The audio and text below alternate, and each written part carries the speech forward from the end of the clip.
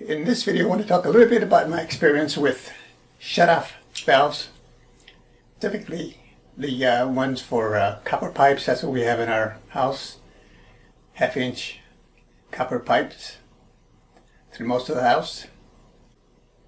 And you will find one, or you should have one, for every toilet. When you want to do repairs, you should have two under each sink, whether it's a kitchen sink or the restroom sink. You have one for the cold, one for the hot. Now in our kitchen, under our kitchen sink, we have three. We have one for the hot, one for the cold, and we have one for the water dispenser in our fridge. So that's a total of 16.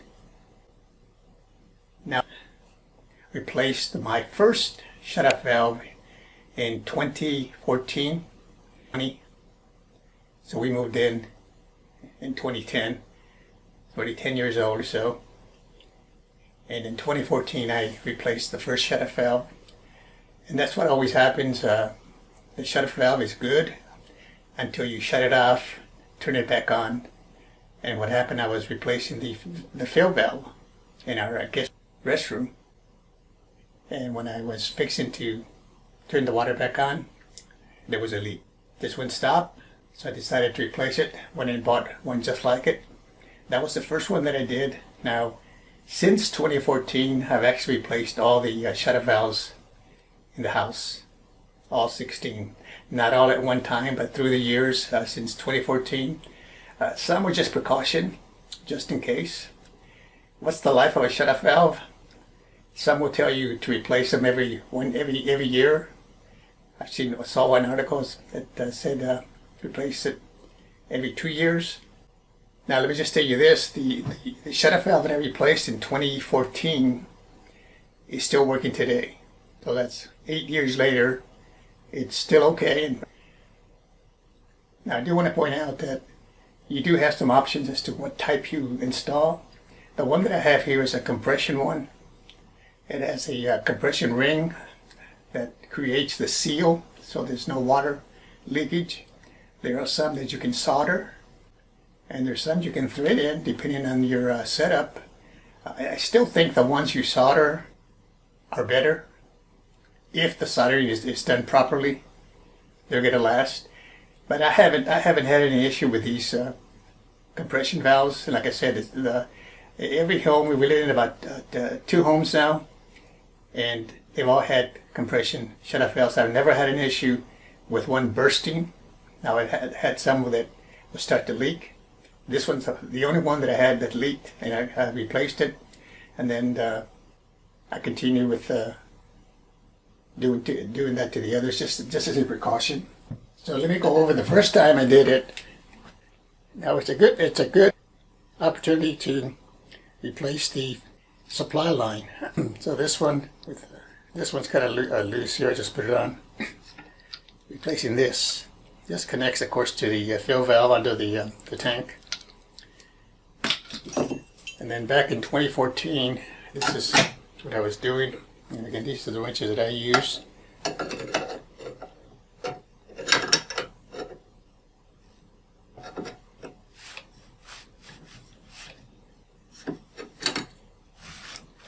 This is a simulation here, so when I first did it, I didn't know what to expect here. I knew I had to replace it. And when I took this off, it has a compression ring right here. Notice, this one is kind of snug, but since I just put this in today, it's loose. I can just pull it out. But what happened was, I wanted to take this nut out, and it just wouldn't budge. I worked it with pliers and so forth. I didn't want to break the pipe, because then that'd make it worse. So then what I decided to do is, well, I still had the new part that came with it. I said, what if I use the old nut there and just leave that compression valve? It was pretty tight there. So what I did is I simply went ahead and took the part from the new one,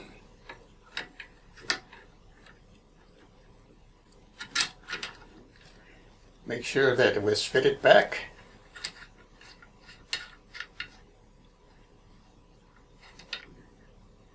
And of course, one thing that I should have mentioned here, first I turned this thing off.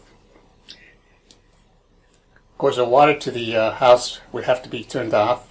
As you saw at the beginning of the video, ours is right there at the side of the house by the our first spigot. Hopefully you have one. If not, there's one at the street. Now when you replace the main shut-off valve to the house, then you have to turn it off at the street in order to make that installation. But anyway, I turned this off, and of course the water's already off at the street. And then I put this on, and then I put my new supply line. You don't need any Teflon tape on this if it's a new one, especially. It should have a washer there, a rubber washer to create a seal.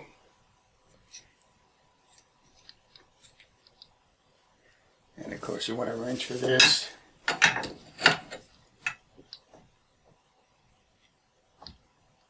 Get it nice and snug here.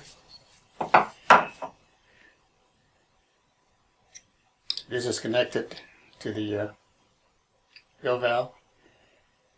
And then I go and, actually the first time I did it, I had my wife go to the shut-off valve outside and talked to her on the phone and told her to turn it on real slowly in case something happened, because it was the first time I did it.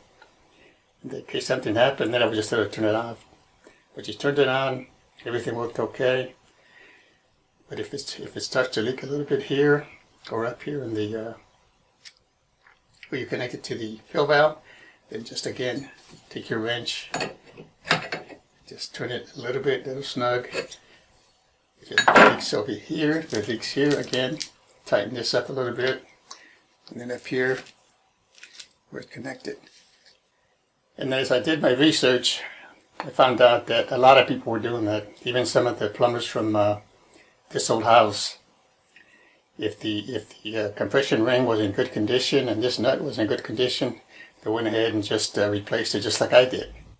But after a while, after a few more that I did, I kind of felt like I wasn't getting full benefit. So I wanted to, for the next one that I did, for the third one I think it was, I wanted to get that compression ring off.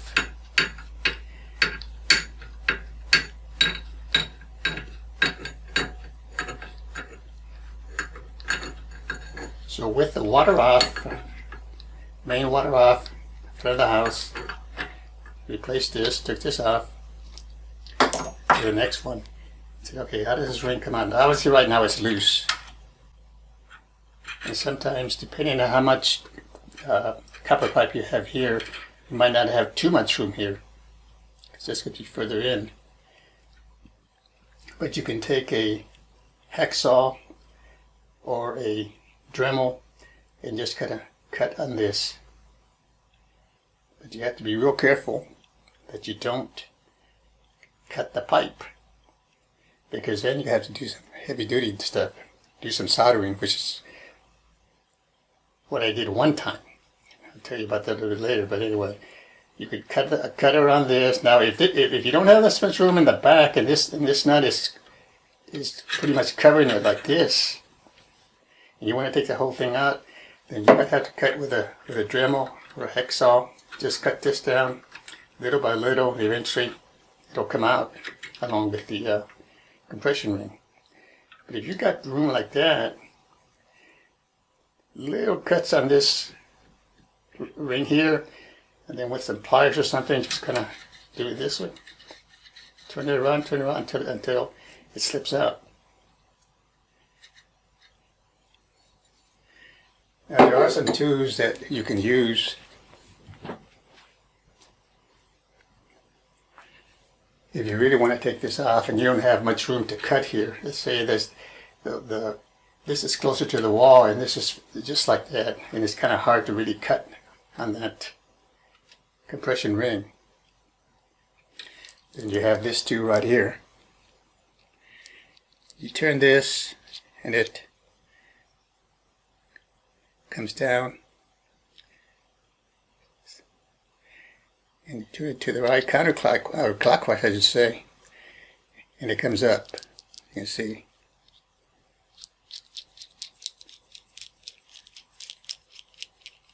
There it is. So in other words, you would put it here, let's say it was right at the end there. You're going to have room to cut, and you don't want to go through the trouble of cutting. And what you could do is, right there, and then you could take a wrench and just turn it clockwise. And what happens is you're tightening it, this thing is pulling on the, remember it's screwing into this nut. So as you screw this in, it's pulling the nut, and it eventually, at the same time, it started to pull the compression ring. Now if you got one that's really hard, then you could use a drill. It goes right in here. Okay. As you do that, this thing starts to pull. And eventually it comes out. But one thing I want to warn you about, you still have to be careful, because like I said, right now this thing was already loose. I didn't need the drill to take it off. But when that compression ring has been sitting there for 6, 5, in this case, I would guess that the one I replaced in 2014 had been there about 14 years. House was built in 2000. It's possible that they replaced it between 2000 and 2014, but we moved it in 2010. So based on what I know, it was 14 years old. So these things are almost like they're glued on there. So you might see some demonstrations in YouTube where they're doing it and it comes out real easy. Oh, the greatest tool. It is a good tool, but it's not that easy. Now the thing I can tell you is, I think it was the second or third time that I tried it, I overdid it. It was really stuck, and the thing was just pulling and pulling, and what happened is I ruined the pipe. So I had to learn how to solder. An emergency. I didn't want to pay $150, $200 for somebody else to come and solder it. So that's the only time that I've soldered something that was other than practice. So now, like I said, I've got, during that period from 2014 to the present, I replaced all the shutoff valves.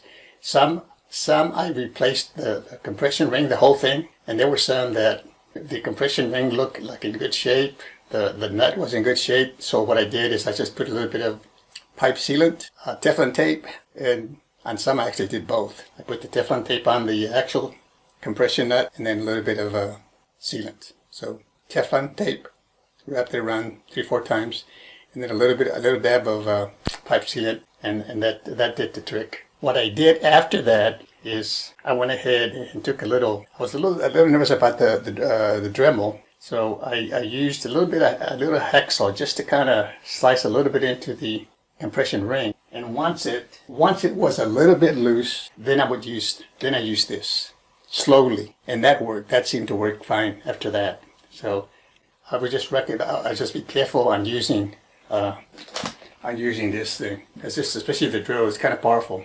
So if I'm going to do it, I'm going to do it little by little with a wrench and twist it around. And once it gets a little bit loose, it's going to be okay. So you have options. In some cases, you might have somebody, or you do it yourself. You solder it, and if the soldering is done good, those will last for a long time.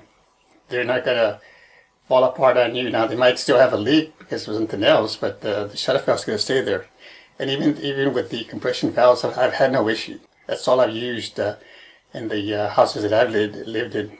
Compression valves. Only once did I have to solder, and that's when I messed up the pipe. Now, one time I was about to replace the valve, and I thought I had a spare, and then I went to go look, and I didn't have it. So I didn't want to have the water turned off, because I had to turn the water off to the whole house. But this is nice shark bite.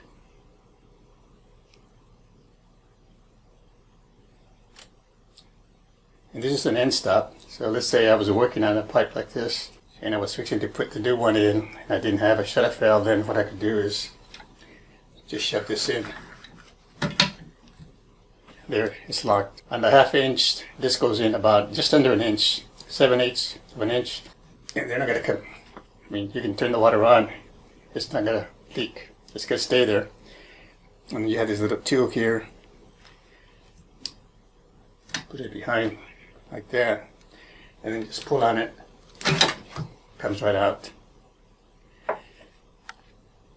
I use these for emergencies. There's some people that use them for regular shut-off valves. They'll have one. Here's a shark bite shut-off valve here. Again, this is for 1/2 inch. It goes in like this. Again, about 7/8 of an inch in. There. And the thing about this one, this will turn. It's still locked there. It's still locked. It's not going to come off unless you use this tool here or something like it. It doesn't have to be this, but this comes with the valve. It just pulls right out. It releases the claws that it has in there that hold it to the copper pipe. Always make sure you clean your pipe. If you're removing the whole thing with abrasive mesh, then you're good to go. Thanks for watching. We'll see you next time.